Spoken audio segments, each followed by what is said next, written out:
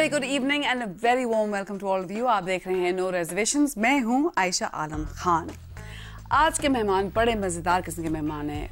हर हफ्ते हमारे बड़े मज़ेदार मेहमान होते हैं, लेकिन इनमें ये ख़ास बात है कि ये सियासतदानों को भी लड़ा देते हैं। इनकी मतलब जो गुफ्तगू होती है, इनके सवालात पूछने का जो अंदाज़ होता है, absolutely fabulous.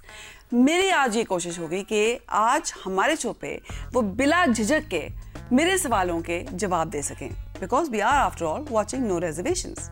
But that will happen after the break, right now with me, Aisha Alam Khan. No reservations, stay with us.